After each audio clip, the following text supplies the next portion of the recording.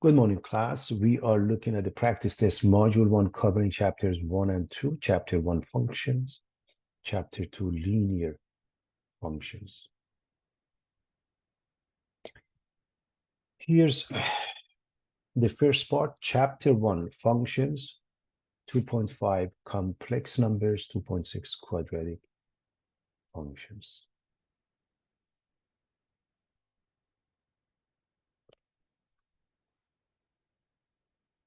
Answer the following. Find the distance between 2 points, -5, -6, and 4, 2. Find the coordinates of the midpoint of the line segment that joins the two given points. So reminding everybody that the following is true. If you want to find the distance between 2 points, given the coordinates of the 2 points, you use Pythagorean theorem. And with that, this distance squared plus this distance squared is equal to this distance squared. A squared plus B squared equals C squared. So D becomes square root of x sub 2 minus x sub 1 quantity squared plus y sub 2 minus y sub 1 quantity squared. So with that being the case, we say 4 minus minus 5 or 4 plus 5 quantity squared plus 2 minus minus 6 or plus 6 quantity squared. So this is 9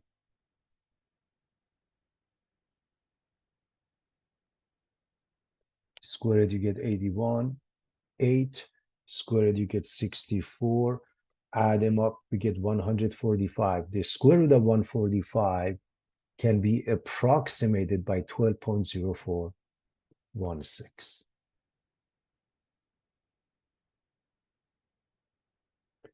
Midpoint, in order to find the coordinates of a midpoint, add up the x coordinates, divide by 2, add up the y coordinates, divide by 2. And basically, if you drop perpendicular to the x-axis and to the y-axis, you see that the two triangles, the big one ABC and this small one CDE, are similar. All angles are equal. That's the reason. And therefore, CD over BC is CE over AC.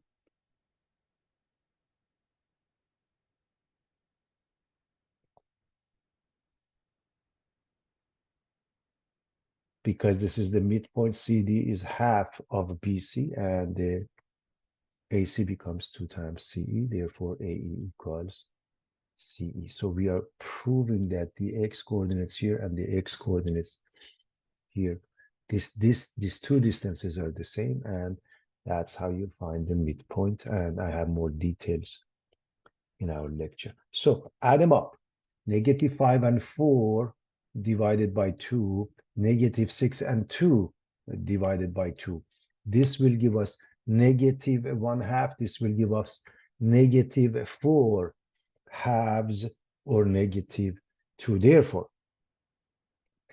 here's the answer to the distance, square root of 145 precisely, and the midpoint located at -1/2 and -2.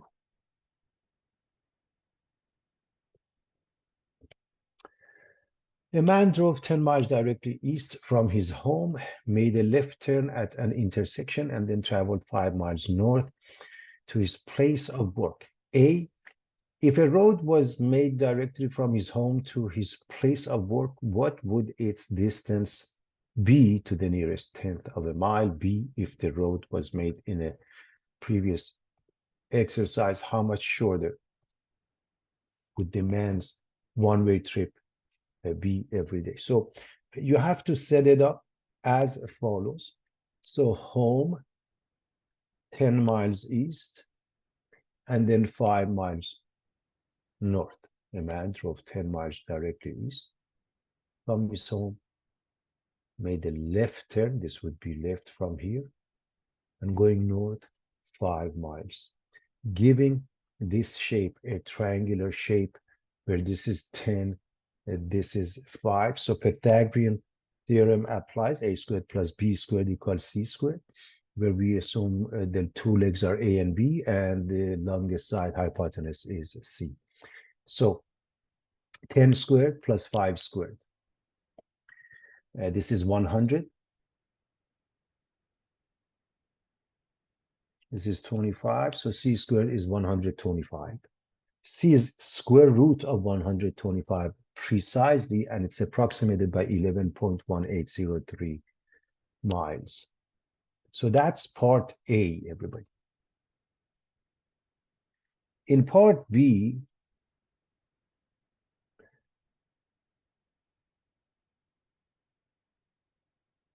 says, if the road was made in the previous exercise, how much shorter would the man's one-way trip be?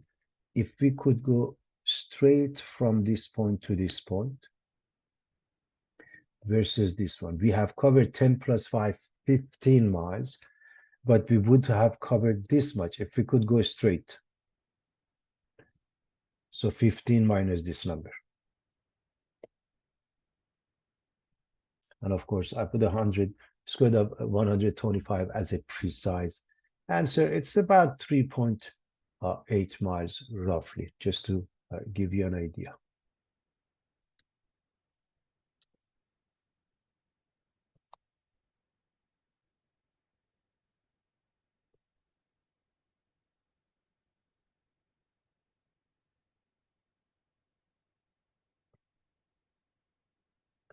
So our 5 over x plus 1 over x minus 3 equals negative 6 over x squared minus 2x minus 3.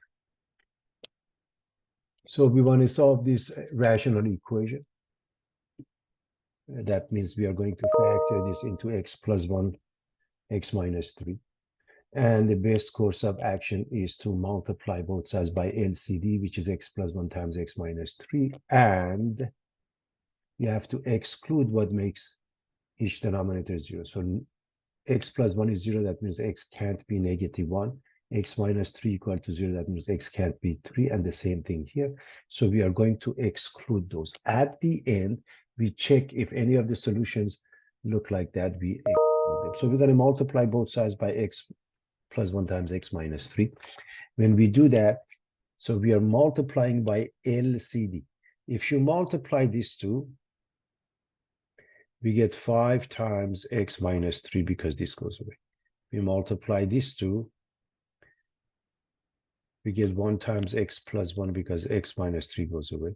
And if we multiply the right side by LCD, everything drops and you have negative 6 only. So in one shot, you can take care of a rational equation. And so you distribute, you get 5x minus 15. Now you combine things as follows. 5x and x is 6x. These two add up to negative 14. Move to the other side, and 6x is 8. 8 over 6 becomes 4/3. And you check, you see that it works. Okay. Now, of course, if you want to check with details, you really have to go to the original equation, plug in, make sure it works. But one, fast way of checking, check that it's not any of those numbers that were excluded. Dealing with lines and its interpretation of a slope. Slope by definition is rise over run. You can say y sub 2 minus y sub 1 over x sub 2 minus x sub 1, or delta y over delta x, or rise over run, which we define it as the average rate of change of y with respect to x. And either we have a horizontal line, vertical line, or a line with a positive or negative slope. In the case of a horizontal line, y equals b, slope is 0, y-intercept at 0b. In the case of a vertical line, x equals a, slope is undefined, x-intercept at a0. There are different ways of writing a line. Standard form ax plus by equals c. Slope intercept from y equals mx plus b, basically when you solve for y. And finally, point slope, y minus y1 equals m times x minus x sub 1. Two lines are parallel if they have equal slopes, different y-intercepts. Two lines are considered perpendicular if the product of their slopes is -1, or one slope is the negative reciprocal of the other.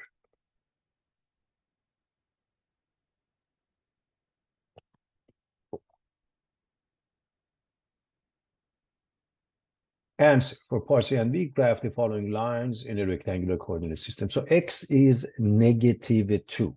This is a vertical line. You locate the x-intercept at -2, 0, and you draw a vertical line. You don't even need more points.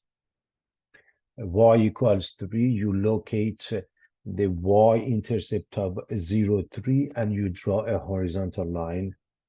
That's good enough.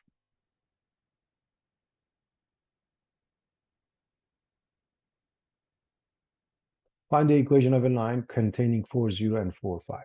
Anytime you have two pairs where one of the coordinates repeats, for example, in this case, x repeats, that has to be the equation of a line, x equals 4. It's a vertical line, x equals 4. On the other hand, we want to find the equation of this line. The y coordinates repeat. So you have a horizontal line, y equals -7. In other words, you don't have to go through the process of finding the line as we will do it in the next example. Simply put, the x being repeated or the y being repeated gives you the answer. But if you're dealing with this case, find the equation of a line in a slope-intercept form that passes through these 2 points, find the intercept and graph, and I'm reminding you of all the formulas that have been discussed. So the very first thing is to find the slope. Rise over run, x sub 2, y sub 2, -6 minus y sub 1 minus 10 over x sub 2, 5 minus -3. So the top is -16. This is +3 makes it 8, and we get -2. We're going to use this formula, y minus y1, and we use one of these two pairs. For example, y minus 10 equals m, which is -2x minus -3. That means +3. Distribute. This gives you -2x minus 6. And I put the -10 to the other side. I get +10, we get -2x plus. Now, before we move on, I want to make a point, and that is, I used this pair to come up with this.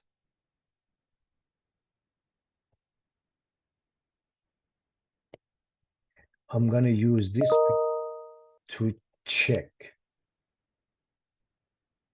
Meaning what? If I put 5 here, do I get -6? 5 times -2. -10 plus 4, -6. That means we haven't made a mistake. Now, we can use these two pairs, graph them. -310 is somewhere there. 5, this is -5, so 5, -6 is here.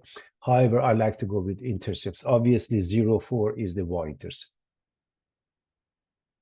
If you set y equal to 0, x becomes 2. I hope you can see easily that if I set 0 here, x becomes 2. So we have these two pairs.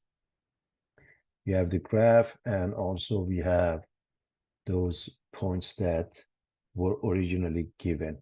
You can always use the original points. However, intercepts always will give you a more precise graph.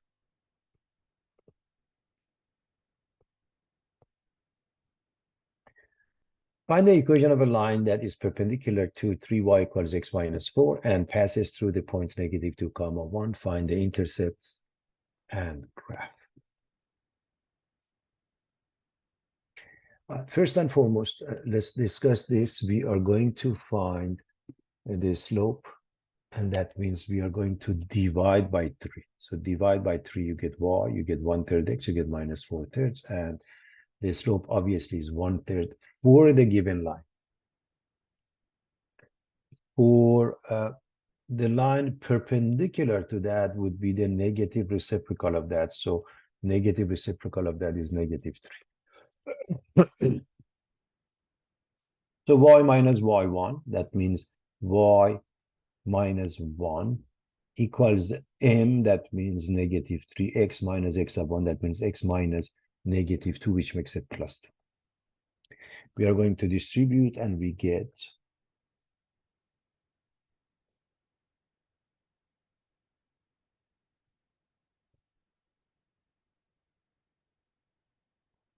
negative 3x minus 5. So we have the equation of a line.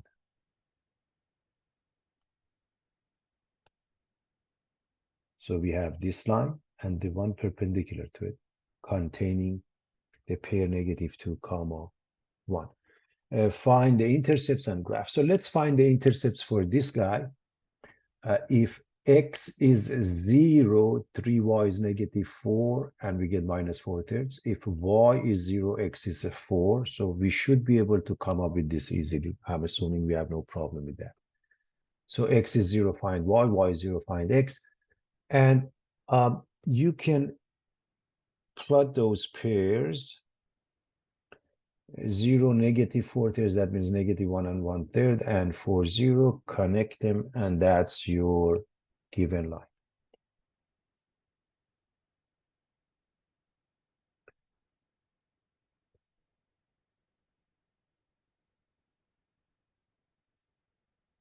For this one, obviously 0 minus 5 is given. That's the y-intercept.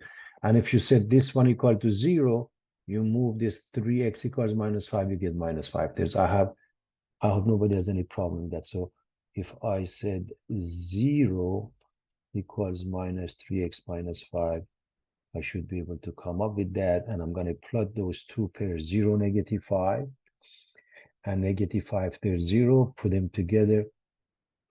And you can see it covers this pair also. It contains negative 2, 1, and it makes a 90-degree angle. It may not be to scale. If the scale on the x and the y-axis are not the same, so it may look something different, but it's a 90-degree angle, or they are perpendicular.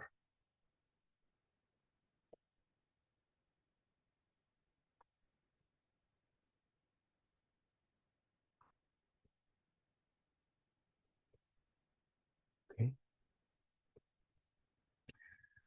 A retired woman has $50,000 to invest, but needs to make $6,000 a year from the interest to meet certain living expenses.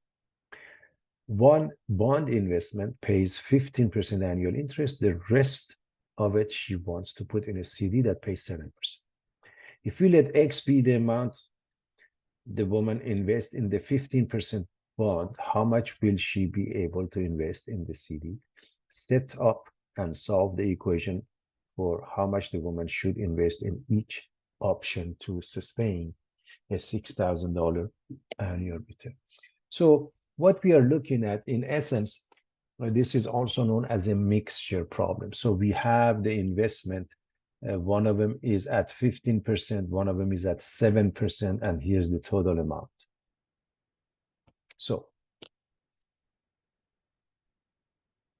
the total amount is 50,000, and what we need is 6,000. So we're going to put X amount in the 15%. Let X be. So we have $50,000 as total. We want this much, and we want X to be the amount that is invested at 15%.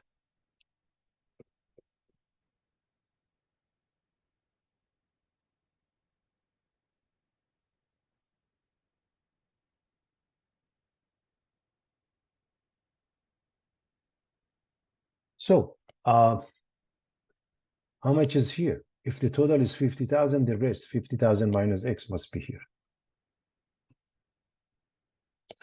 I is PRT, the product of these two, and the T is 1 because we are talking about annual.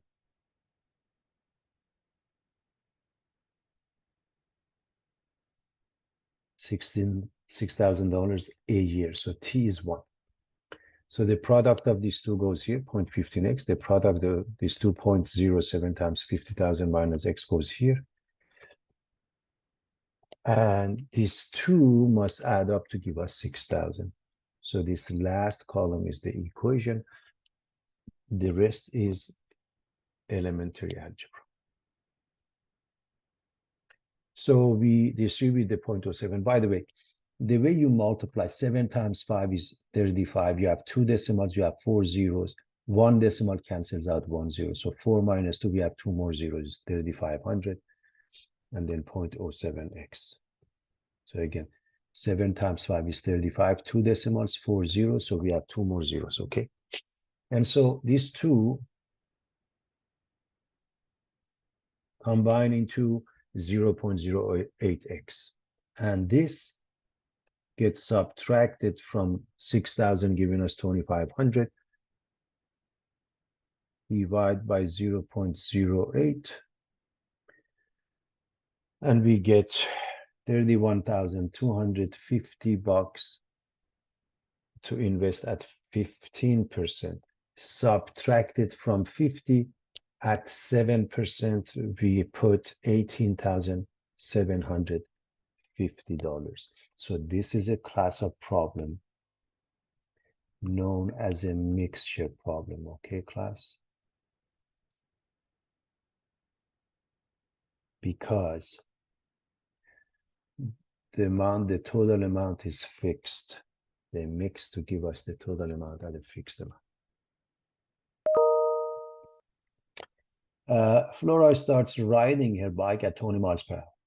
After a while, she slows down to 12 miles per hour and maintains that speed for the rest of the trip. The whole trip is 70 miles and takes her 4.5 hours. For what distance did she travel at 20 miles per hour? And this is a class of problem known as motion problem.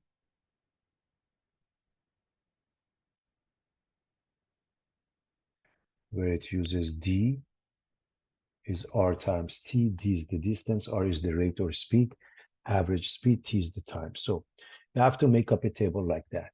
So starting after a while total, rate, time, distance, the product of these two equals this. So in other words, this times this equals this, okay? Now, so we start at 20 miles per hour. After a while, we do 12 miles per hour. The whole trip is 70 miles. The distance we cover, the total distance is 70 miles. And the total time, 4.5 hours.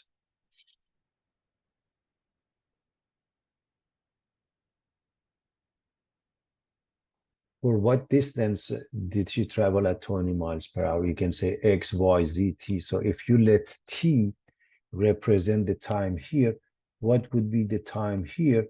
4.5 minus T. So what distance do we cover here? The product of these two, 22. Well, but here, 12 times 4.5 minus T. And these two must add up to give us 70 miles. So this last column gives us the equation.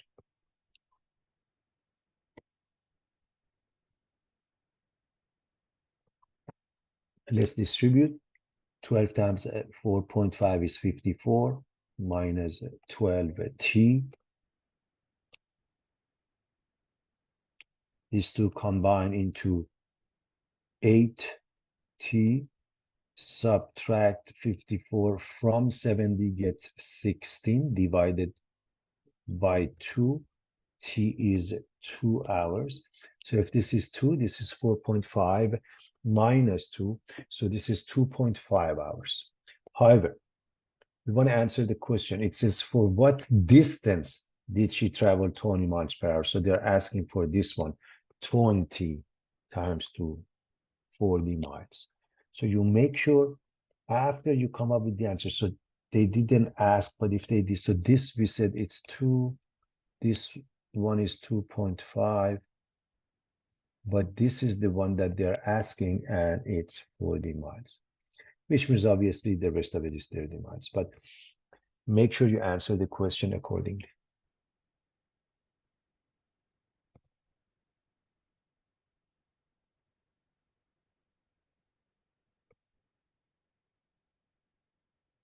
First, solve the formula W equals P for the width. P is 2L plus 2W. This is the perimeter of a rectangle. Then use your result to find the width of a rectangle whose length is 15 and whose perimeter is 15. So this is the width, this is the length, and we know P is 2L plus 2W. By the way, we may say 2 times L plus W. That's the same thing, okay? They didn't ask, but the area, of course, is L times W. Everybody knows that. So P minus 2L is 2W. The reason we do that because we're going to solve for W, and we divide both sides by 2, we get this one. Now, before we continue, it's important to know you can't cancel these two. This is fine. You could also say this is P over 2 minus 2L over 2, which becomes P over 2 minus L. You can do that too, okay? In any event. So for this question, now we are going to replace the P with 58 and the L with 15 to find the width. And we have, this is 30. Subtracted from 58, we get 28. Divided by 2, we get 14. If units are given, we give them back with proper units. If they are not, they are not.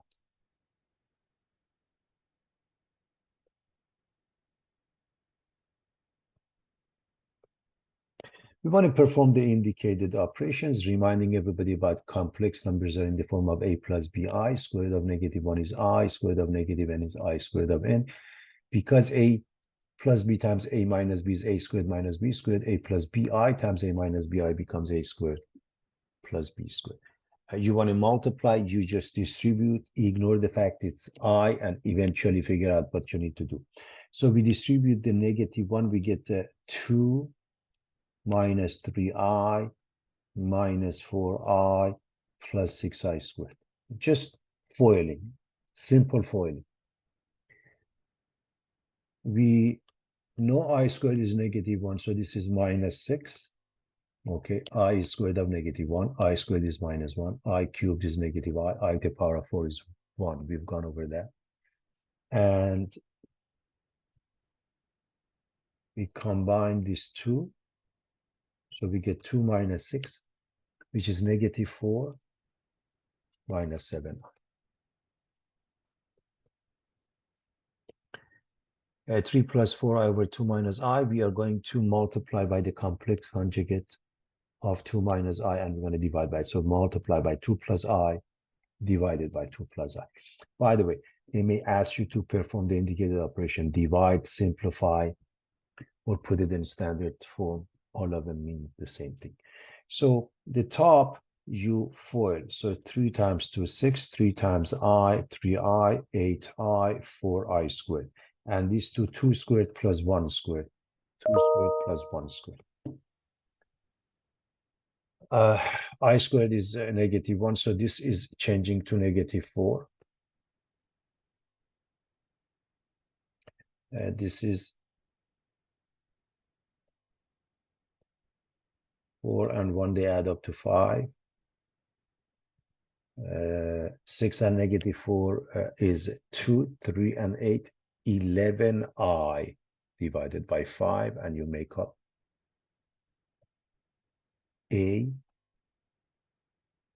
plus bi format. Now, if you don't do that, there is nothing wrong with this. However, if somebody asks you what is a, one may answer 2 by mistake, okay? To do operations, first you want to change this accordingly. Take a look at this one. So therefore, this is 3i, this is 4i, 3 times 4, 12i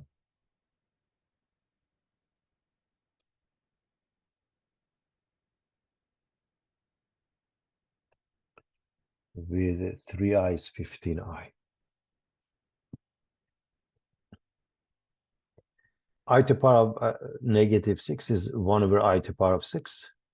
You divide 6 by 4 and you keep the remainder, which is 2. And you know I squared is negative 1. 1 over negative 1 was negative 1.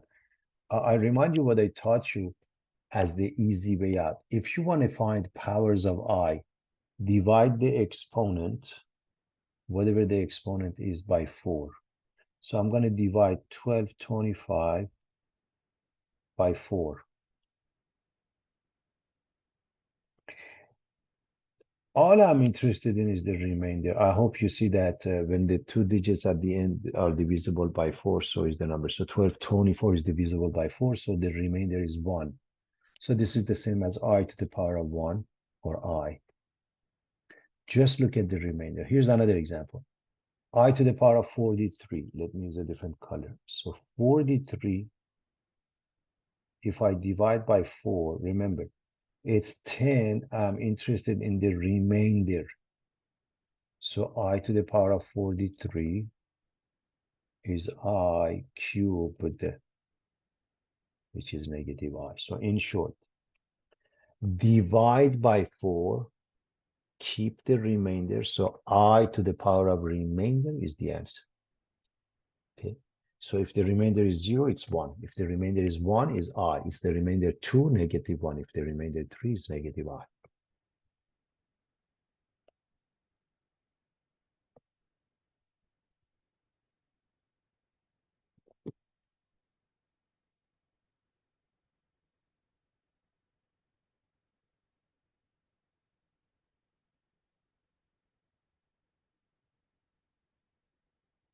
All right.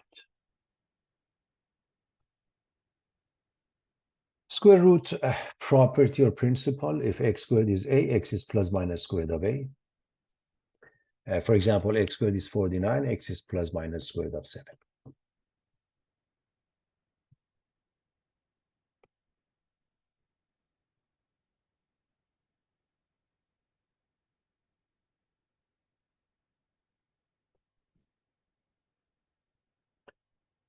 Quadratic equation in the form of ax squared plus bx plus c. By completing the square, a perfect square trinomial is a trinomial that can be expressed as the square of a binomial. X squared minus 10x plus 25 is x minus 5 times x minus 5, or x minus 5 squared. Note that in every perfect square trinomial, the constant term is the square of 1/2 the coefficient of the x term, or b over 2a quantity squared. B is negative 10. Divide by 2, negative 5 squared, you get 25. That's the idea. Therefore, write as x squared plus bx equals c. Add b over 2 quantity squared to both sides, and write it as x plus b over 2 quantity squared equals c plus b over 2 quantity squared, and simplify, solve by the square root principle or property. Also, the quadratic formula says x is minus b plus minus a squared of b squared minus 4ac over 2a, in which case this discriminant is b squared minus 4ac. If it's positive, you have two distinct real solutions. The solutions will be rational if the discriminant is a perfect square, and irrational otherwise. If b squared minus 4ac is equal to 0, there is only one solution. It's being repeated. It's a repeat solution. So b squared minus 4ac is negative. No real solutions or two complex solutions, two imaginary solutions. If b squared minus 4ac is a perfect square, then we could factor the expression. We don't need to do any of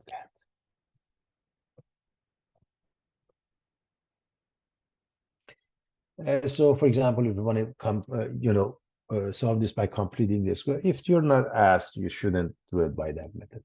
The very first thing, we move the 7. We notice b is 6. Divide by 2 is 3. Squared is 9. We add it to both sides. This is always x plus b over 2, including the sign of b over 2. That means x plus 3 in this case. And now square root property says x plus 3 is plus minus square root of 2, and move the 3 and you're done.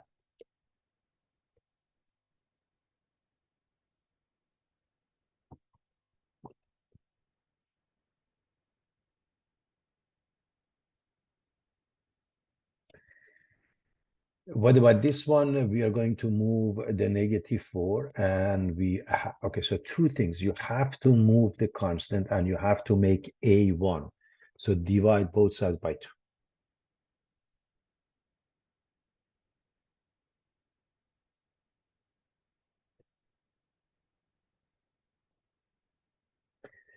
And now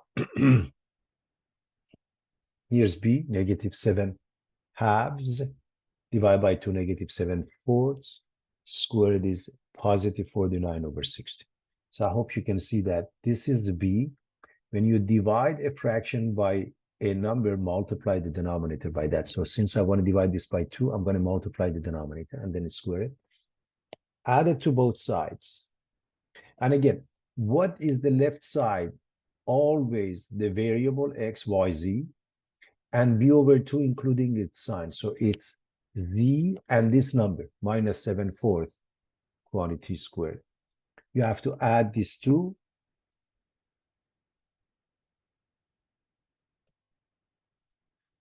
2 is 32 over 16, right? So we end up with 81 over 60. Square root property, z minus 7 over 4 is plus minus the square root of right side, and 81 comes out as 9. 16 comes out as a 4, and we move this guy, and we have this one. Now, if you add 7 and 9, you get 16 over 4 or 4. If you say 7 minus 9, you get -2 over 4, which is -1/2. I hope you can go from here to here easily.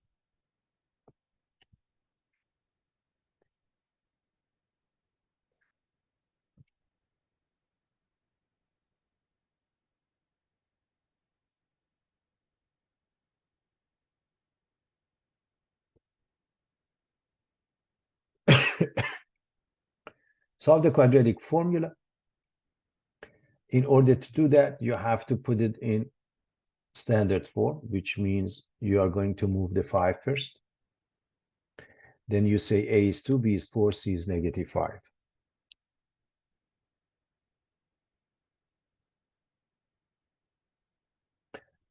Plug it into the formula.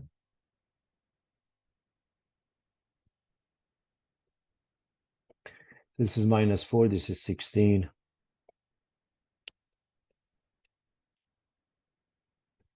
Negative times negative is positive. 40, you get 56. 56 is the product of a 4 and 14. 4 comes out as 2. And I can factor the 2 out from the numerator. I get -2 plus minus the square root of 14. And this goes away, this goes away, this becomes 2, and this is the final answer. Part B, it is in standard form. A is 7, B is 4, C is 3.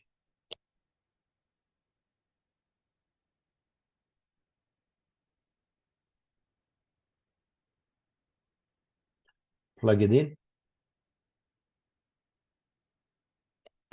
Again, we have -4. We have 16.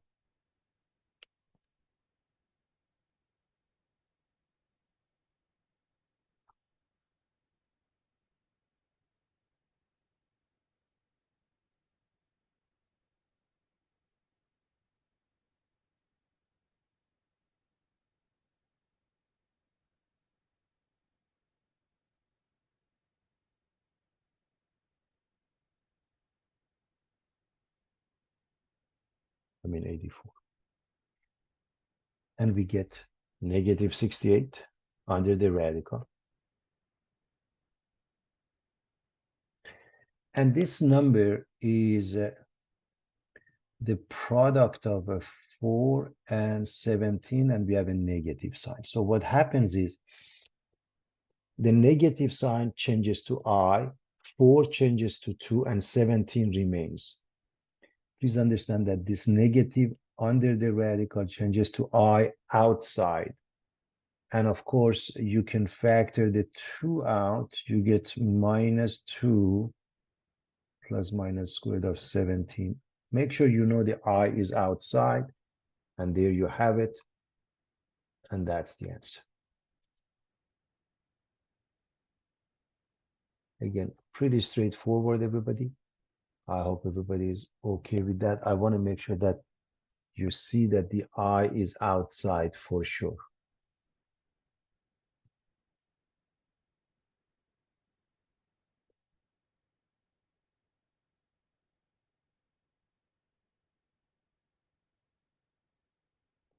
Okay. Let's continue.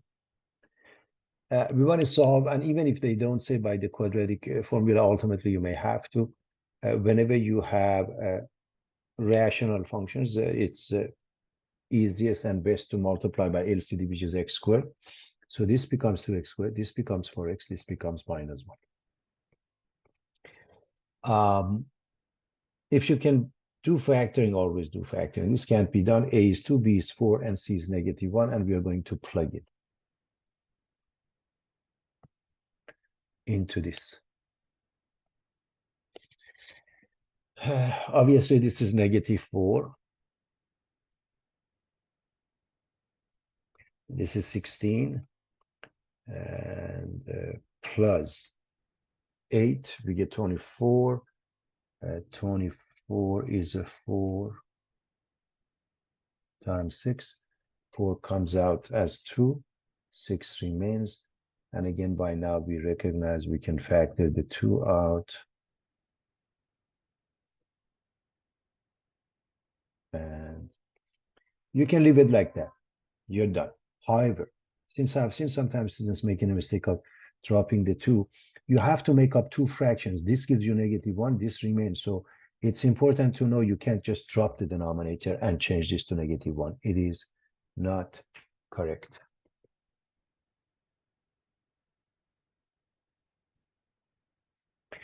All right, we want to solve absolute values. Here's the process. Isolate the absolute value so that the equation is in the form of absolute value of x plus b equals c. If c is less than 0, the equation has no solution. If it's larger than 0, proceed to step 2 and 3. That means right now this is positive. Separate the absolute value into 2. Ax plus b equals c, ax plus b equals minus c. In other words, drop the absolute value and say this is plus minus 5. In essence, that means the 2 equations. Now solve both. So to solve this, we're going to move the -7. We're going to divide by 4. Now, please understand, 7 plus 5. 12 divided by 4 is 3. 7 minus 5. 2 divided by 4 is 1/2. And you should check. I'm going to check 1/2, the fraction for you. You can check the other one. So checking takes place with the original equation only. So I'm going to write absolute value of 4 times 1/2 minus 7. And I'm going to ask, is this equal to 5? Because I'm checking. So I hope you recognize this is 2 minus 7 or minus 5. So absolute value of minus 5 equals 5. The answer is yes. It checks. So we checked this one. You have to check number 3. Till number 3 is very easy. 3 times 4, 12 minus 7 is 5, and the absolute value is 5. Now, isolation is the key. So do not do anything to the absolute value unless you move the 1. That means subtract 1 first and foremost. And now that you have 2, drop the absolute value, plus minus 2, move the -5, and divide by 2. 5 and 2, 7/2. 5 minus 2, 3/2. So those are the answers. And again, I'm going to check one of them. Let's say this time I'm going to check 7/2. So I'm going to say 2 times 7/2 minus 5 in an absolute value plus 1. Is this equal to 3? So I hope you realize that these two cancel each other. And 7 minus 5 is 2. Plus 1 is 2. Plus 1 equals 3. And it checks. And you can check the other one.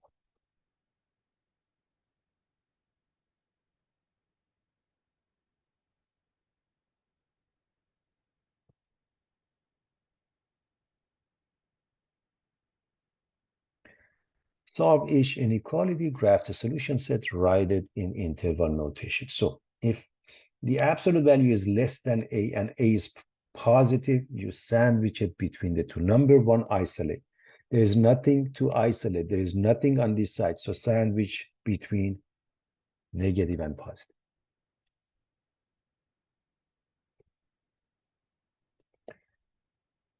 Get rid of number 3 by subtracting it from all sides. Divide by 2. This is your solution. On a number line, we're going to go from -5 to 2, and -5 and 2 are not included because we don't have an equality, and an interval format parentheses -5 to 2. If there was an equality, we would use brackets here. We would use either brackets. By the way, you can use parentheses or a whole. Okay, you could write it in the following format from here to here. Okay, and if it's a brackets equality, then that means solid. Again, step 1, isolate, which means I'm going to move this one to the other side, and I get -6. And we are saying absolute value is less than or equal to a negative number. It doesn't matter, -6 or -1 or -0.1. No solutions. Because absolute value, in the worst case scenario, it's 0. Right? The smallest value it can be, it's 0.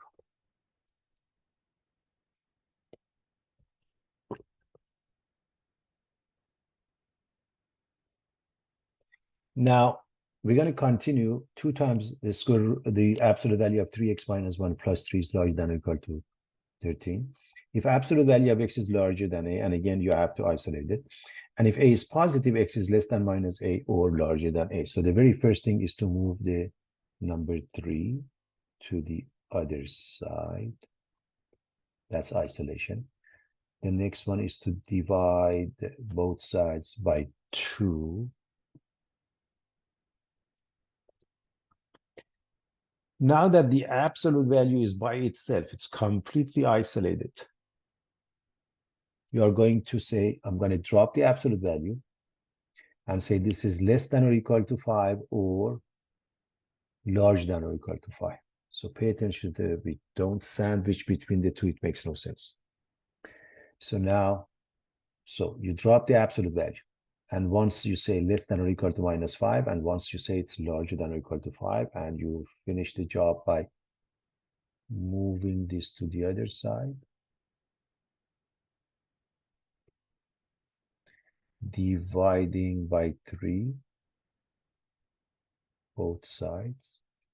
So x is less than or equal to -4/3 or larger than or equal to 2, and that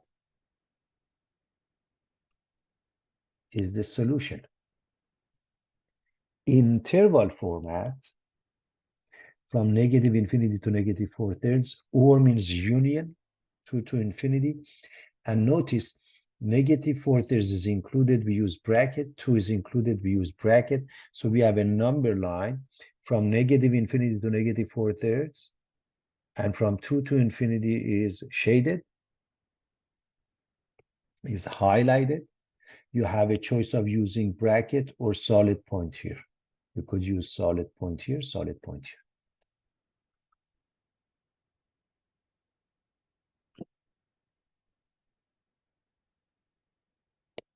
What about this one? Again, move the 10.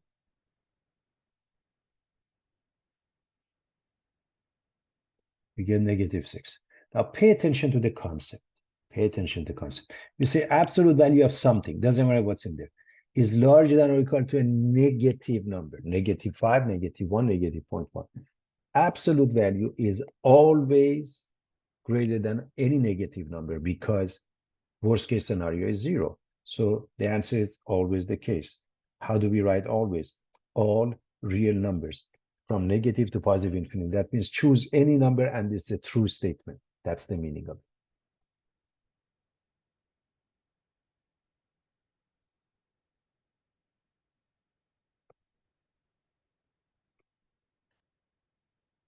We want to solve and check. We are going to isolate by moving 7 first.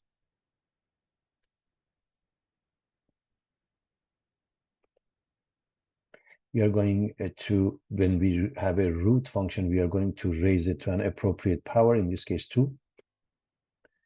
The left side comes out as 2x plus 1, and the right side is x squared minus 14x plus 49. We move everything to the same side, which means I'm going to move this one, make it minus 2x, and I'm going to move this one, make it -1. So we have x squared minus 16x plus 48. That's an easy factoring. We want two numbers. The product is 48. The sum is -16. So we get x minus 4, x minus 12, and x is either 4 or 12. Now, it is extremely important that we check, and checking takes place only with the original equation, nothing in between. So we're going to plug in 4 to see if it works. So 2 times 4 plus 1, the square root of that, plus 7 equals 4. Well, 2 times 4, 8 and 1 is 9. Square root of 9 is 3. So this becomes 3. 3 plus 7 is 10. Is 10 equal to 4? No. That means this is out. We're going to check the 12. Plug in. 2 times 12 is 24 plus 1 is 25. It comes out as 5. Is 5 plus 7 equal 12? And the answer is yes. It checks. So there is one solution, and it's been checked.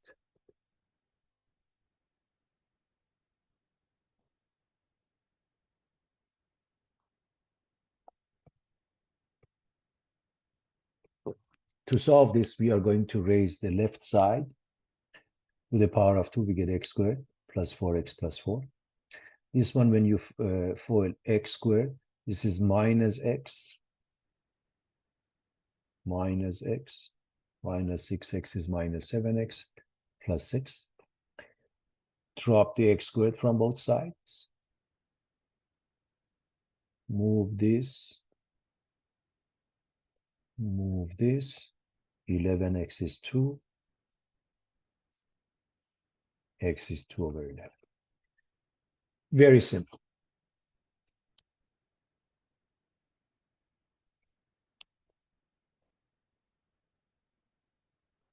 For x plus 1 to the power of 5, there's equal to 32. To undo this, we are going to raise the left side to its reciprocal 3/5, and we do the same thing to the right. The reason we do that, because the product of these two is 1, and the left side is 4x plus 1. Okay? Now 32 to the power of 3/5, that means 5th root of 32 to the 3rd. And we should know 5th root of 32 is 2, because 2 to the power of 5 is 32. So 2 cubed is 8. Subtract, and we get 4x equals 7. Divide by 4. X is 7/4.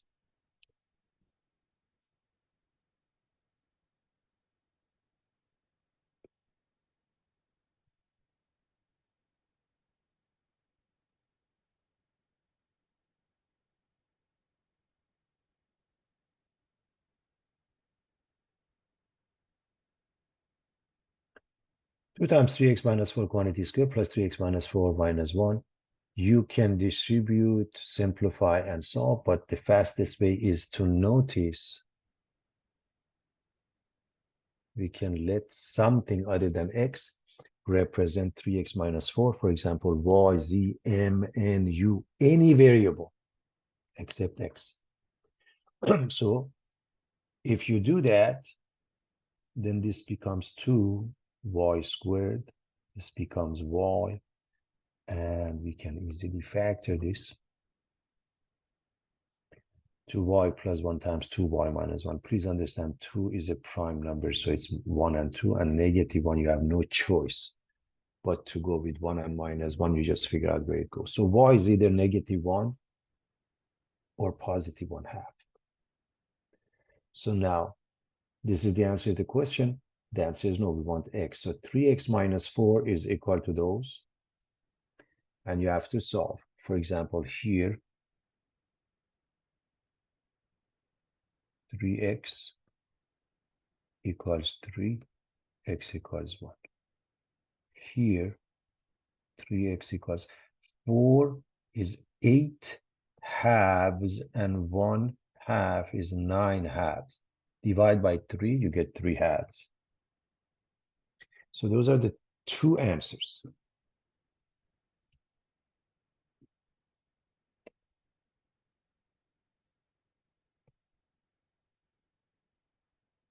We do the same thing here. We notice that x to the power of 1/3 can be anything we want except x. Then if you raise it to the power of 2, you get x to the power of 2/3, which is m squared. So please understand this means x to the power of 2/3 is m squared. Now this is an easy factoring, m minus 3, m plus 1. M is either 3 or negative 1. Again, are we done? And the answer is no. So if x to the power of 1/3 is m,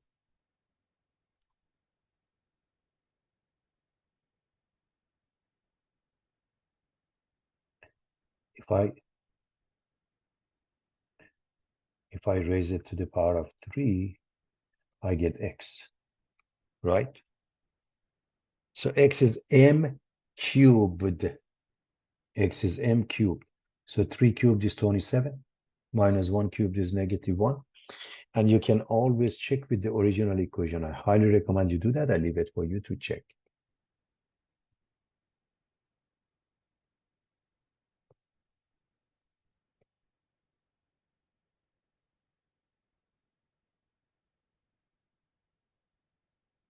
We want to solve this.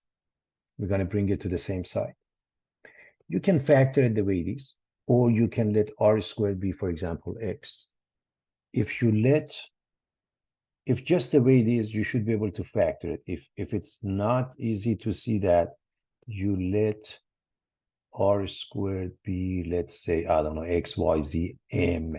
So that means m squared, okay, minus 8m plus 15. And that means m minus 3m minus 5 equal to 0.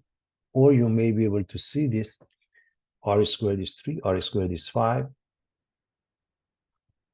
So r is plus minus square root of 3 plus minus square root of 5. So whether you do it with the substitution or not, it's your choice, okay?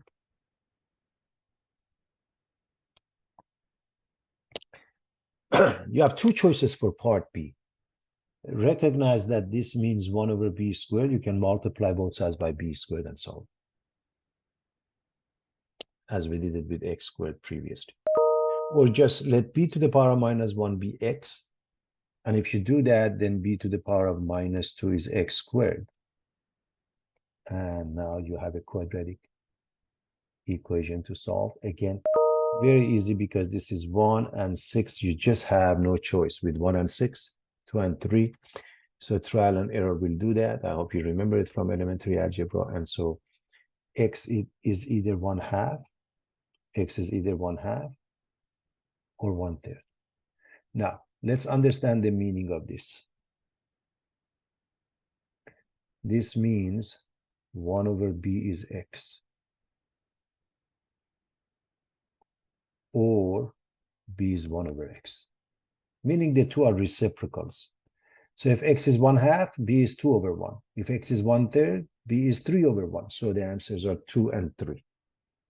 The relationship here says x and b are reciprocals. I have a couple more questions. Let's do it. A fitness club charges $20 as a monthly access fee and $2 per day of use. Express the monthly cost C in terms of daily usage. We let X represent the number of days, and the cost is a fixed cost of 20, $2 per day. So 2 times X plus 20 is the cost, which is a linear function y equals mx plus b in essence. What will the monthly cost be if the club is used 15 days?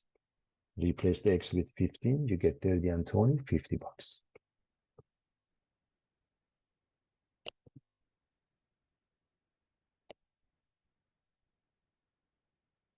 If the length of a rectangle is twice its width and its perimeter is 90 meters, find the dimensions of the room.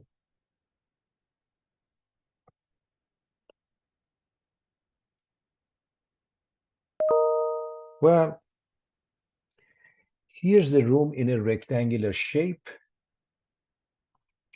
Here's the width, and length is 2 times W. And we know that L is 2 times W. P has the formula 2L plus 2W, and it's given as 90. So we are going to replace the L with 2W. So if I do that, I get 2 times 2, 4W. They add up to what? 6W.